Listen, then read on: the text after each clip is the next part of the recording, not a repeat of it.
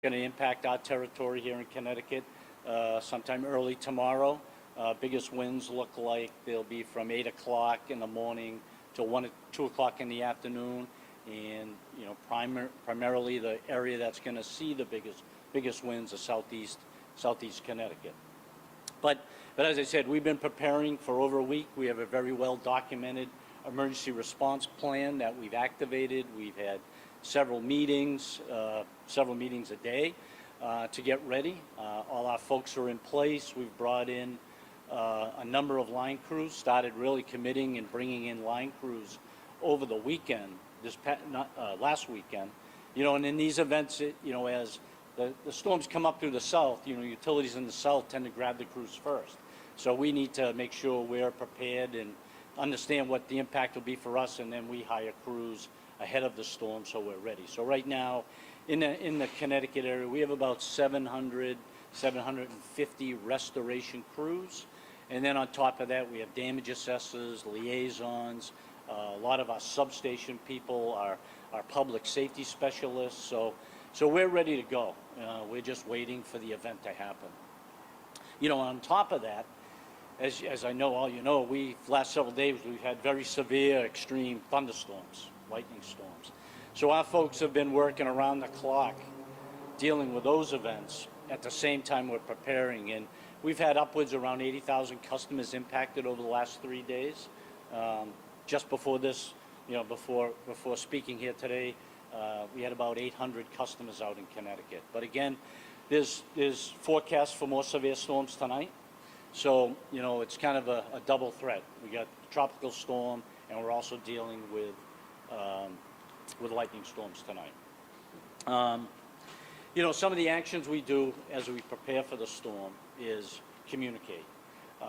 We have been, like I say, we've been preparing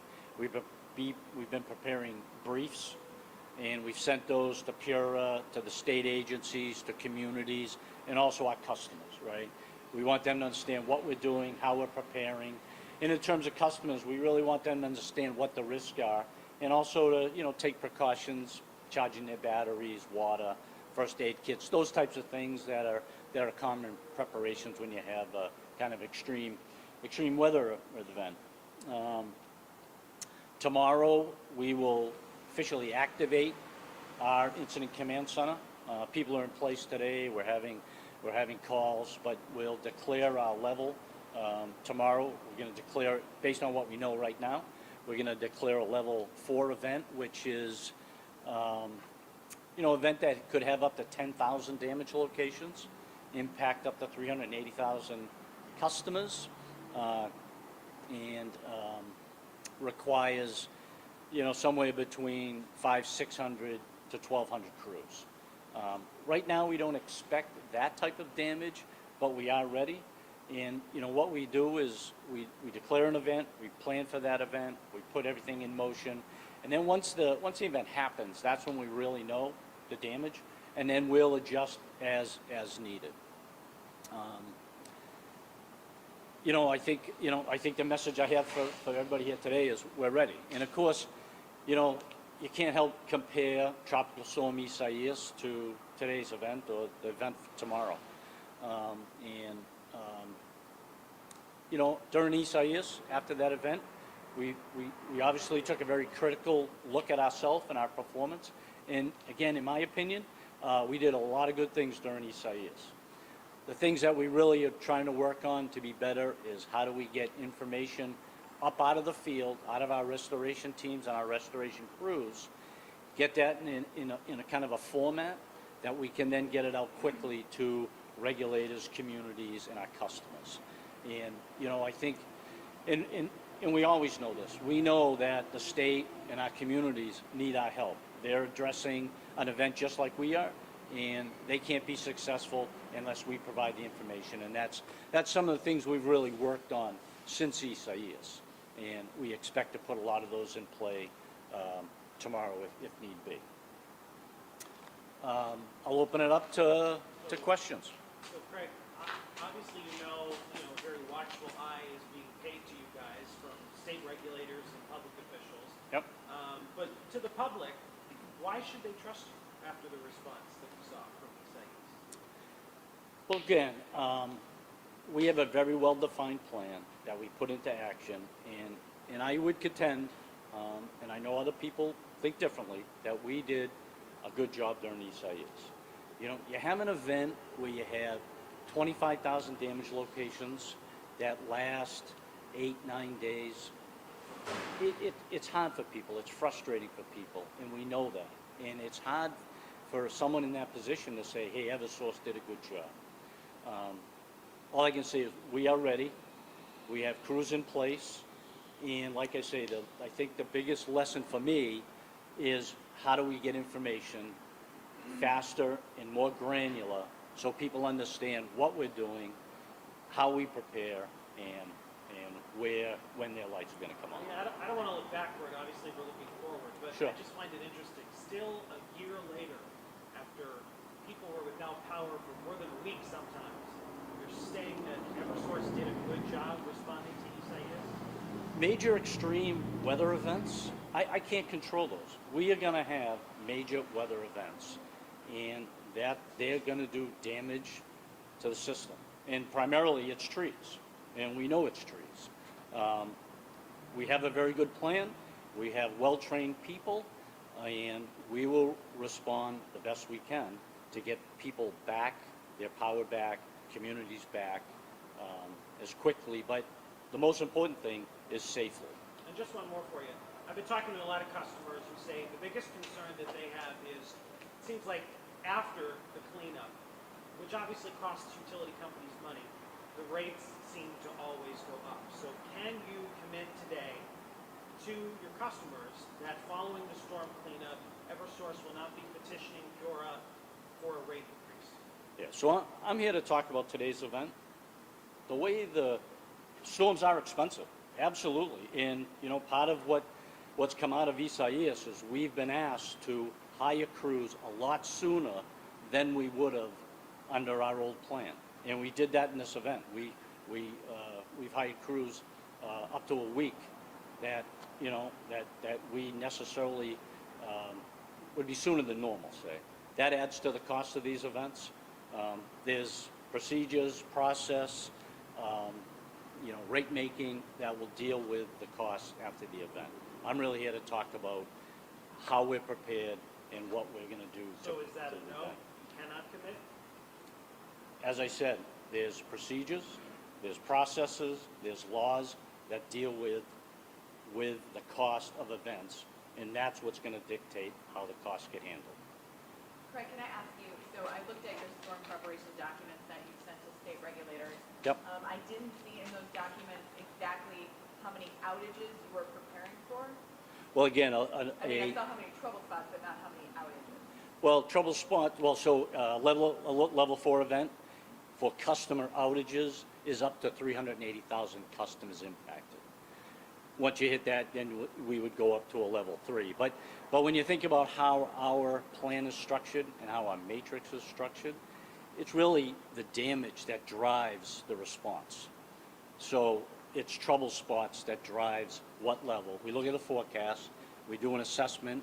You know, we have companies like DTN, we work with UConn, and based on weather and based on history, we get a forecast and we forecast the level of the number of trouble events. That's how we staff, you know, that's how we decide how many crews we need. But basically, you know, 10,000 trouble events is typically could impact 380,000 customers. And so, yeah, that's fine. Yeah. And so, but building on that, do you feel that you are, you know, over-prepared at this point? You know, I mean, saying that it's going to be a level 4 event?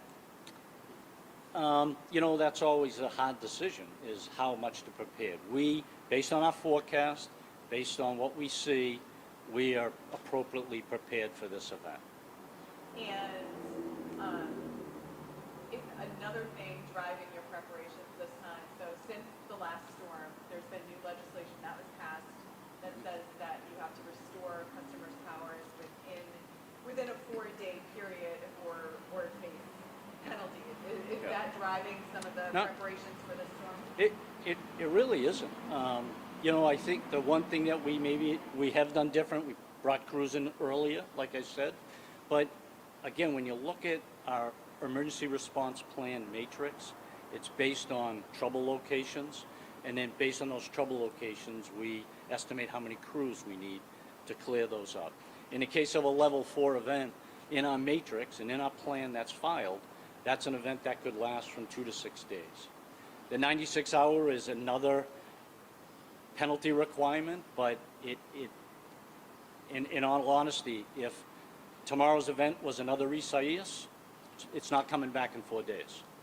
You mentioned you want to improve communication overall. I mean, what does that look like to customers, to local leaders? I know the deputy attorney mentioned about that was a failure last year with speaking to municipal leaders. Yeah, so we've met with our communities. We've created some new tools for our community liaisons, who are the main contacts with communities. So they are able to get information quicker and more automated than we had in Isaias. So they have more information at their fingertips. We've also created what we're calling a community portal that we've implemented, and not all communities will see it this storm, but a good number will. And that's kind of a bi-directional tool that communities can put their priorities in. They can see the status of those priorities, but they can also see how many outages are impacted in their community, how many crews potentially are impacted in their communities. So some of the information was there. It's always been there. It's in our outage management system. It's a matter of how do we get it up out of the field and get it into the hands of our community liaisons and our state liaisons, so they can have a good conversation with communities. And so those are some of the things we put in place. What's kind of your response to, I know Senator Blumenthal, I mean, a lot of people are lost trust in you guys. What's your response overall to lawmakers when you get? Everybody has their opinion, and I'll just leave it at that. We have a very well scripted, trained plan.